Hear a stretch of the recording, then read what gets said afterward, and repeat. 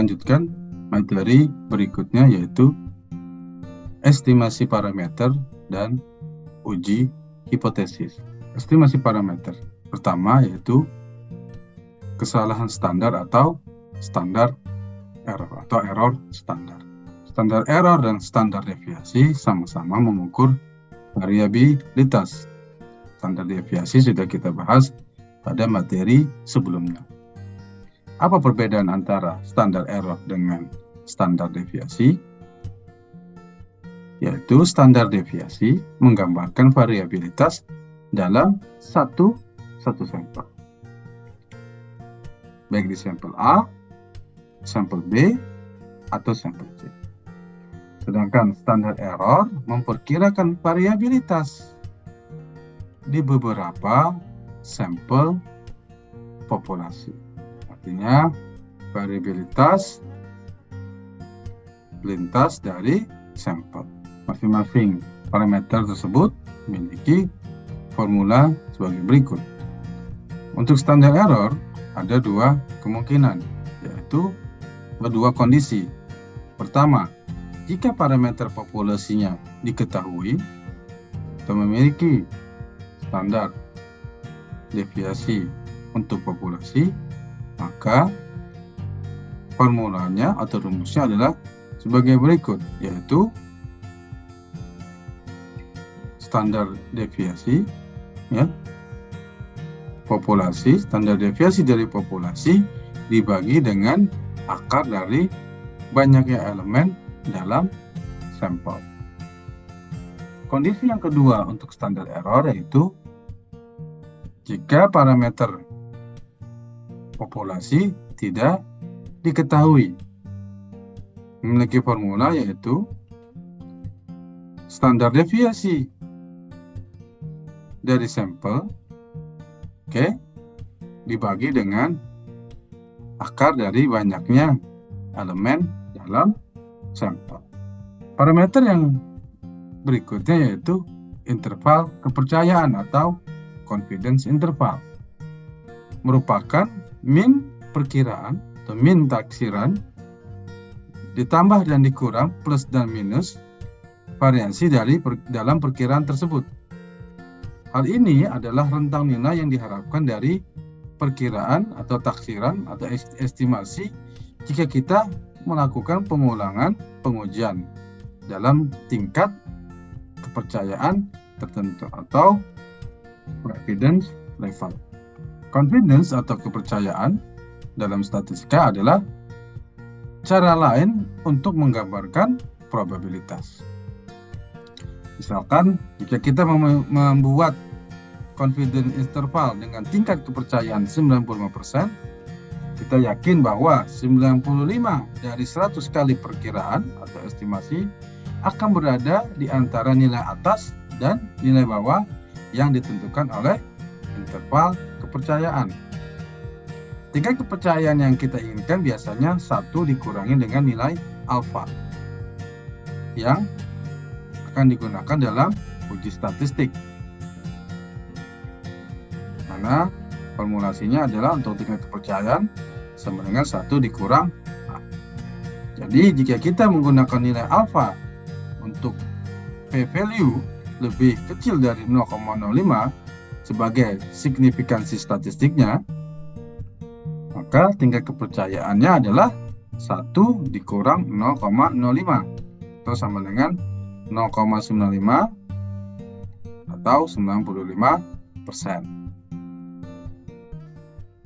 Sebagai ilustrasi untuk confidence interval, survei dilakukan terhadap 100 orang Inggris dan 100 orang Amerika tentang kebiasaan menonton YouTube masing-masing. Dan ditemukan bahwa kedua kelompok menonton YouTube dengan rata-rata 35 jam per minggu. Artinya minnya dari 100 orang Inggris dan 100 orang Amerika adalah sama. Namun dalam hal ini ketika kita lihat dalam kurva distribusinya, yang biru adalah untuk orang Amerika dan orange adalah orang Inggris, dengan mean yang sama, yaitu 35, maka sebaran atau variasi jumlah menonton YouTube orang Amerika dibandingkan dengan orang Inggris adalah berbeda, di mana orang Inggris lebih variasi dibanding dengan orang Amerika. Artinya, untuk melakukan estimasi pada orang Inggris akan memiliki interval kepercayaan yang relatif lebih luas, atau lebih lebar, atau lebih panjang dibanding dengan estimasi orang Amerika. Kita lihat di sini, dengan sumber X ada jumlah jam menonton dan sumber Y-nya ada jumlah observasi. Confidence interval terkait dengan rentang pada sumbu yang akan diukur. Statistik uji. Statistik uji adalah angka yang dihitung dari uji statistik suatu hipotesis. Ini menunjukkan seberapa dekat data yang diamati cocok atau sesuai atau fit dengan distribusi yang diharapkan berdasarkan hipotesis awal atau hipotesis nol dari uji statistik tersebut. Statistik uji digunakan untuk menghitung nilai P atau P-value hasil perhitungan yang membantu untuk memutuskan apakah akan menolak hipotesis nol atau tidak menolak. Uji hipotesis adalah metode statistik yang digunakan untuk menarik kesimpulan tentang populasi secara keseluruhan. Ini pada dasarnya adalah asumsi yang dibuat tentang parameter populasi. Uji hipotesis juga merupakan sebagai validator, artinya yang melakukan proses validasi terkait analisis data yang lebih efisien. Sebagian besar didorong oleh asumsi tertentu tentang data. Hipotesis ini didasarkan pada asumsi benar atau salah, pro atau kontra, ditolak atau tidak ditolak, diterima atau tidak diterima. Asumsi yang dimaksud dalam uji hipotesis tadi yaitu H0 adalah hipotesis yang akan diuji. Misal, apakah akan diuji musik mempengaruhi kesehatan mental? Itu hipotesis H0 atau hipotesis awal yang akan kita uji. Hipotesis alternatif atau HA, ada yang bilang H1, ada yang bilang HB, tergantung pada penulisan, tidak masalah, yang penting adalah konsistensi. H0 pasangannya H1 atau H0 pasangannya HA atau HA pasangannya H alpha dengan pasangannya H beta. HA atau hipotesis alternatif adalah semua ide lain yang kontras atau berlawanan dengan hipotesis awal atau hipotesis nol. Misalkan musik tidak mempengaruhi kesehatan mental. Ini berlawanan dengan musik mempengaruhi kesehatan mental. Kembali lagi ke statistik uji. Statistik uji menjelaskan seberapa dekat distribusi data yang kita miliki dengan distribusi yang akan diprediksi berdasarkan H0, hipotesis 0 dari uji statistik yang digunakan. Distribusi data adalah seberapa sering setiap pengamatan yang terjadi dan dapat digambarkan oleh tendensi sentral atau sentral tendensi dan variasi di sekitar tendensi sentral tersebut. Uji statistik yang berbeda memprediksi jenis distribusi yang berbeda. Jadi penting bagi kita untuk memilih uji statistik yang tepat untuk hipotesis yang kita pilih atau kita tentukan. Statistik uji merangkum data yang diamati menjadi suatu angka menggunakan tendensi sentral, variasi, ukuran sampel, dan jumlah variabel prediktor dalam model statistik yang kita miliki. Umumnya statistik uji dihitung sebagai pola atau pattern dalam data, yaitu korelasi antara variabel atau perbedaan antara kelompok dibagi dengan varians dalam data, yaitu standar deviasi.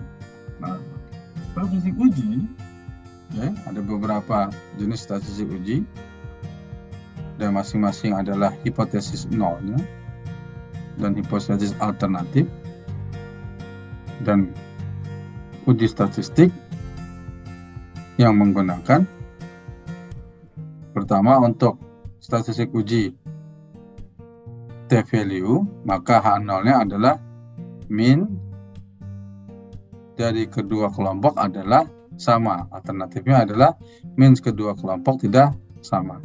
Ini digunakan ya, untuk uji statistik t-test ya, atau uji T ya, dengan uji regresi.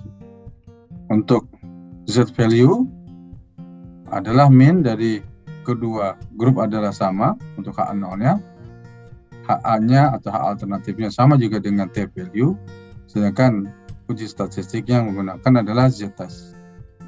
Sedangkan untuk f-value yang sering banyak digunakan adalah untuk menghitung variasi ya, apakah dua atau lebih kelompok lebih besar atau sama dengan dari variasi antara kelompok. Ini adalah untuk H0-nya. Alternatifnya adalah yang berlawanan. Kalau ini lebih besar sama dengan, berarti lawannya adalah lebih kecil. Sedangkan untuk uji statistik yang digunakan untuk f-value adalah ANOVA, ANCOVA, dan MANOVA. Berikut juga untuk chi-square value, yaitu H0-nya adalah dua sampel adalah saling independen. Alternatifnya adalah potensi alternatifnya adalah dua sampel tidak independen. Artinya dia saling berkorelasi. Terus uji statistik yang digunakan adalah uji chi-square dan uji korelasi non parametrik. Berikutnya adalah interpretasi statistik uji. Untuk setiap kombinasi ukuran sampel dan jumlah variabel prediktor, uji statistik akan menghasilkan distribusi prediksi untuk statistik uji. Hal ini menunjukkan rentang nilai yang paling mungkin terjadi jika data yang kita miliki mengikuti hipotesis H0 dari uji statistik. Semakin ekstrim statistik pengujian, semakin jauh ke tepi kisaran nilai pengujian diprediksi. Semakin kecil kemungkinan data yang kita miliki dapat dihasilkan berdasarkan hipotesis 0 dari uji statistik tersebut. Interpretasi statistik uji juga merupakan kesepakatan antara statistik uji terhitung dan nilai prediksi dijelaskan oleh nilai P atau p-value. Semakin kecil nilai P atau p-value, maka semakin kecil kemungkinan statistik uji terjadi di bawah hipotesis 0 dari uji statistik. Karena statistik uji dihasilkan dari data pengamatan, pada akhirnya berarti bahwa semakin kecil nilai P, semakin kecil kemungkinan statistik dapat terjadi jika hipotesis 0 itu adalah benar, artinya tidak ditolak. Sebagai ilustrasi, untuk interpretasi statistik uji, nilai T atau t-value yang dihitung sebesar 2,36. Hal ini jauh dari kisaran nilai T yang diharapkan berdasarkan hipotesis 0, dan nilai P lebih kecil 0,01. Hal ini berarti bahwa diharapkan untuk melihat nilai T lebih besar atau lebih besar dari 2,36 kurang dari 1% berdasarkan waktu. Jadi kalau kita lihat ya, hubungannya antara suhu dan waktu mekar adalah 0, artinya tidak ada. Oleh karena itu secara statistik tidak mungkin bahwa data yang diamati dapat terjadi di bawah H0. Dengan menggunakan ambang signifikansi atau signifikansi threshold sebesar 0,05 dapat disimpulkan atau dikatakan bahwa hasilnya adalah signifikan secara statistik atau statistically significant. Berikutnya adalah materi mengenai regresi atau regression. Kalau kita lihat di sini ada bentuk relationship atau hubungan, baik hubungan yang positif dari scatter plot yang ada kita tarik garis, atau relationship atau hubungannya yang negatif tetap sama dengan garis lurus sebelumnya tapi arahnya yang berbeda, atau linear relationship, hubungan yang linear. Yang dua sebelumnya adalah tetap linear, atau relationship yang kurva linear. Dalam hal ini, regresi digunakan untuk mengembangkan pemahaman yang lebih formal tentang hubungan antara variabel dengan variabel lain. Dalam regresi dan dalam pemodelan statistik secara umum, kita ingin memodelkan hubungan antara variabel keluaran atau respon dan satu atau lebih variabel masukan atau faktor. Analisis regresi adalah seperangkat metode statistik yang digunakan untuk memperkirakan hubungan antara variabel dependen dengan satu atau lebih variabel independen. Digunakan untuk menilai kekuatan hubungan antara variabel dan untuk pemodelan hubungan masa depan atau prediksi antara variabel tersebut. Apabila kita ingin mencari apakah ada tidaknya hubungan antara dua variabel tersebut, maka ini adalah disebut sebagai permasalahan regresi. Sedangkan apabila kita ingin mencari tahu seberapa kuat relasi tersebut atau hubungan tersebut, hubungan antara dua variabel tersebut, kita bisa menggunakan atau mencari permasalahan korelasi. Nah, regresi dibagi menjadi beberapa. Dan hal ini yang sering dijelaskan adalah sebagai dasar adalah regresi linear berganda atau jamak, dan regresi non linear. Yang relatif sederhana adalah regresi linear dan regresi linear berganda. Kita lihat contoh ilustrasi sebagai berikut, bahwa linear regression dari sini yang titik-titik ini adalah data point, garis putus-putus di tengah ini adalah garis lurus atau garis linear, ya, yang paling fit atau paling sesuai dalam mendekati titik-titik poin atau pola-pola data point. Oke. Dan yang menjadi variabel independennya ada bebasnya adalah dalam sumbu X atau variabel X biasanya, sedangkan variabel yang tergantung atau prediktor atau independen atau dependen adalah variabel Y biasanya. Nah, yang menjadi garis lengkung ini yang mengapit garis linear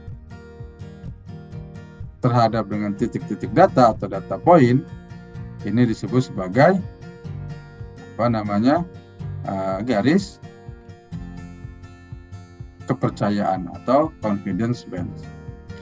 Artinya, jika data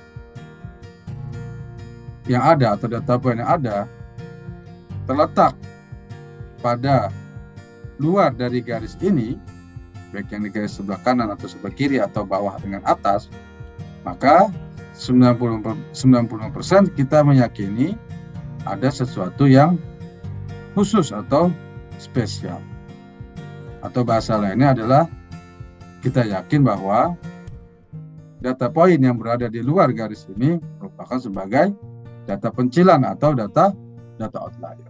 Oke, ini data outlier karena berada di luar garis, ya, garis lengkung dari interval kepercayaan. Apabila kita ukur, ya, hubungan antara variabel X dan Y, antara independen dengan dependen, kita cari korelasinya dan yaitu R kuadratnya 0,77, artinya ada 77% varians dalam Y yang bisa dijelaskan dengan X, dengan sumber X. Oke, sudah mengerti penjelasan mengenai regresi linear? Nah, bagaimana dengan rumus dari atau formula dari regresi linear? Untuk umumnya adalah Y sama dengan beta 0 ditambah dengan beta 1 kali X ditambah dengan suatu epsilon atau nilai error. Y-nya adalah variabel prediksi atau variabel dependen, oke, yang bergantung pada variabel independen atau X, di mana beta 0 adalah intercept, dia itu adalah bernilai Y sama dengan B0 apabila nilai X-nya adalah Y sama dengan beta 0 apabila nilai X-nya adalah 0. B1 adalah koefisien regresi atau koefisien untuk variabel independen. Jadi seberapa besar kita mengharapkan Y akan berubah sebesar X ya, apabila sebesar X kali B1 apabila nilai X berubah atau meningkat.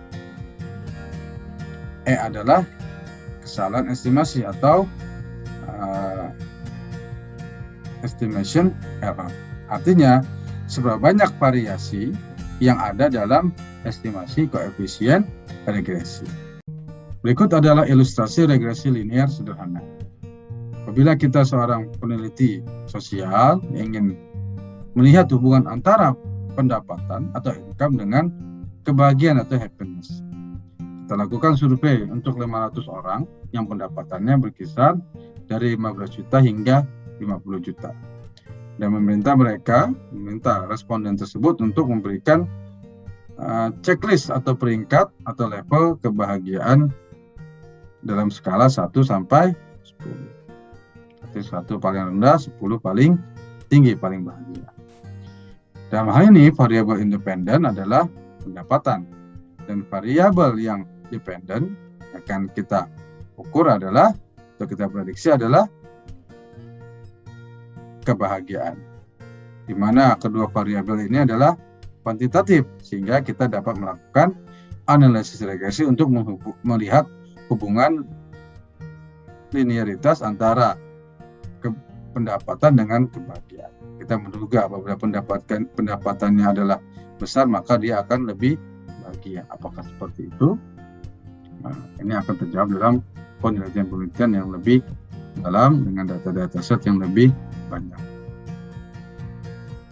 Nah, di sini kita bisa lihat ya, dari banyak data set yang dimiliki, bahwa ketika kita ukur dalam program, kita dapatkan ya bahwa dari scatter plot yang data point yang ada ini memiliki pola atau kecenderungan dia membentuk suatu garis lurus atau garis linear.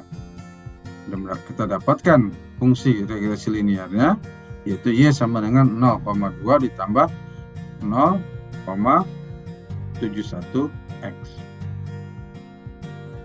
Nah, regresi linear adalah ya bahwa kebahagiaan sebagai fungsi dari pendapatan.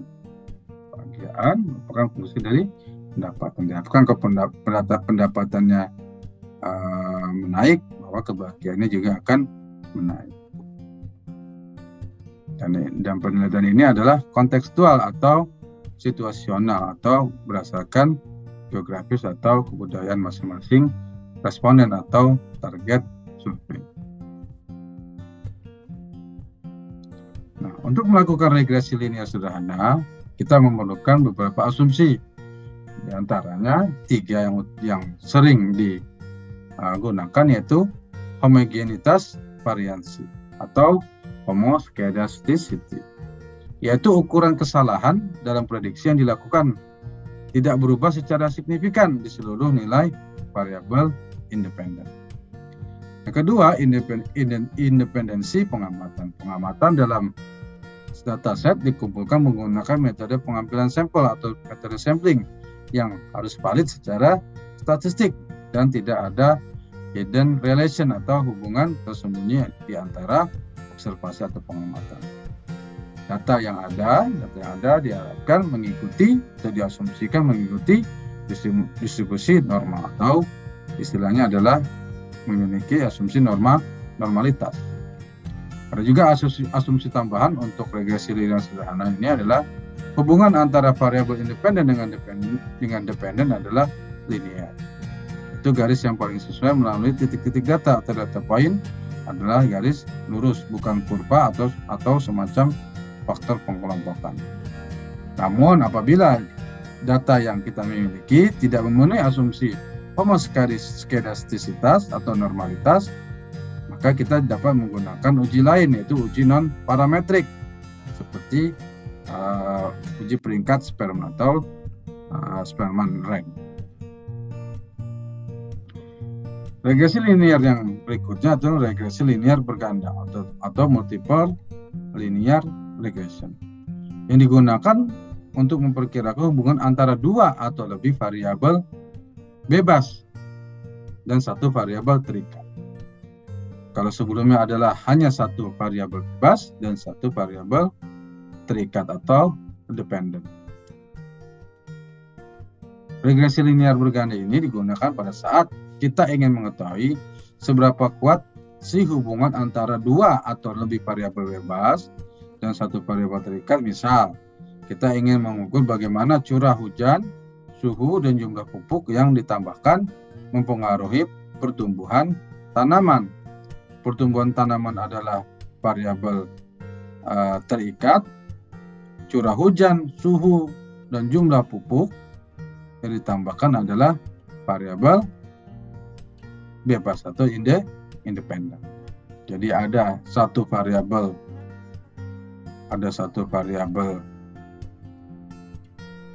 dependen, ada 3 variabel independen. Jelas untuk konsep regresi linear berganda ini. Sedangkan formulasinya untuk regresi linear berganda yaitu Y sama dengan beta 0 ditambah beta 1 X1 tambah beta 2 X2 dan seterusnya sampai beta N Xn ditambah dengan epsilon atau nilai error. Kalau di sebelumnya regresi linear sederhana hanya sampai B1 X1 ditambah dengan error. Kalau berganda ada kemungkinan X-nya lebih banyak dari 1. Nah, untuk menemukan garis yang paling fit atau paling cocok untuk setiap variabel independen, regresi linear berganda akan menghitung 3 poin atau 3 hal. Pertama, akan menghitung koefisien regresi yang menyebabkan adanya error model keseluruhan yang paling kecil. Yang kedua, tes statistik dari model keseluruhan. Yang ketiga adalah p-value atau nilai P terkait seberapa besar kemungkinan bahwa tes statistik akan terjadi secara kebetulan jika hipotesis 0 adalah benar atau tidak ditolak. Hal ini berarti tidak ada hubungan antara variabel independen dan dependen. Nah, berikut adalah grafik ilustrasi dari regresi linear berganda, di mana penyakit jantung ya akan disebabkan adanya pola bersepeda untuk pergi bekerja, dan satu lagi adalah variabel merokok atau tidak merokok. Demikian untuk materi statistika dasar untuk data science pada praktikum unggulan Universitas Gunadarma. Apabila ada yang ingin ditanyakan, bisa melalui instruktur yang bertugas atau bisa mengirim email kepada saya melalui instruktur yang bertugas. Demikian, apabila ada kekurangan atau ada kesalahan atau konsep yang tidak sesuai atau diragukan, kami mohon maaf dan menerima segala masukan. Terima kasih. Assalamualaikum warahmatullahi wabarakatuh. Sampai jumpa pada sesi berikutnya.